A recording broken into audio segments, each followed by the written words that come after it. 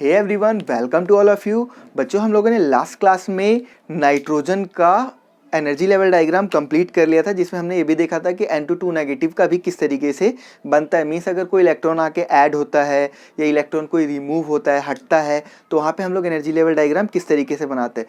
Exam purpose से बहुत ही ज़्यादा इंपॉर्टेंट है और आगे भी बहुत ज़्यादा इंपॉर्टेंस रखता है एनर्जी लेवल डायग्राम, इसलिए आपको सीखना भी बहुत ज़रूरी है। तो यहाँ पे हम लोगों ने नाइट्रोजन का कंप्लीट कर लिया। आज की वीडियो में हम लोग जानेंगे कि किस तरीके से हम लोग ऑक्सीजन का एनर्जी लेवल डायग्राम बनाते हैं। तो चलिए शुरू करते हैं। तो ऑक्सीजन का एनर्जी लेवल डायग्राम बनाने के लिए हम O2 का ले लेते हैं। तो O2 के लिए इलेक्ट्रॉनिक कन्फिगरेशन बच्चों क्या होगी, 1s2 2s2 2p4 हो जाएगी यहाँ पे, ठीक है, 2p4। तो सबसे पहले ये बनाना है हमें, इसको बनाते हैं 1s, ये हमारा बन गया 1s का। यहाँ पे हम लोग बनाएंगे, इसको 2s नाम दे दो। यहाँ पे अब हम लोग बनाएंगे किसका, ये हो गया हमारा 2s का, सॉरी 1s का, है ना। 1s और 2s कंप्लीट हो गया। अब हमें p वाला ऑर्बिटल बनाना। तो p वाले ऑर्बिटल को बनाने के लिए मैंने आपको बताया था 1:2:1 का रेशियो हम लोग लेके चलेंगे। ये एक ट्रिक है, इसको थोड़ा सा ध्यान में रखना है। तो 1:2:1 का जो रेशियो बनेगा वो किस तरीके से बनेगा,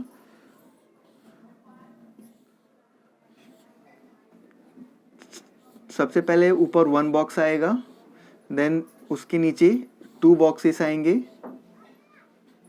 देन उसके नीचे फिर से 2 बॉक्सेस आएंगे, क्योंकि 1:2:1 का रेशियो है, और उसके बाद फिर से नीचे 1 बॉक्स आएगा, ठीक है।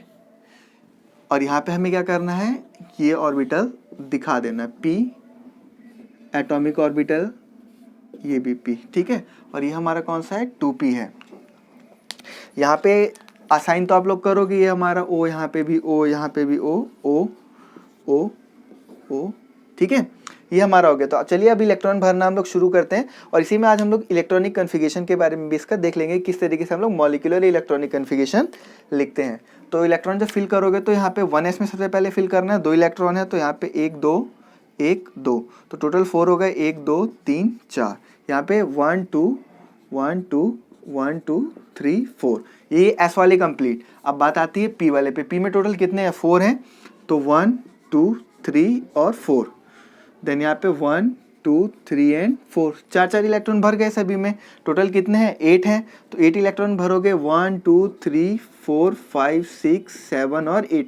यहाँ पे सिंगल इलेक्ट्रॉन इसलिए दिया जा रहा है, किसी में भी पेयरिंग इसलिए नहीं हो रही है, क्योंकि आप लोगों को पता होना चाहिए कि सबसे पहले हम लोग कुछ लॉज हमने पढ़े थे सेकंड चैप्टर में, जिसमें कहा गया था कि जब तक सभी को एक इलेक्ट्रॉन नहीं मिल जाएगा तब तक हम लोग पेयरिंग नहीं कर सकते। तो अब हम यहाँ पे इसका बॉन्ड ऑर्डर लिखेंगे। तो बॉन्ड ऑर्डर हम लोग कैसे निकालेंगे, number half number of bonding में कितना है हमारा, बॉन्डिंग में 1 2 2 4 और 6 और 4 10, टोटल बॉन्डिंग में 10 है। एंटी बॉन्डिंग में कितने हैं, 1 2 3 4 5 और 6।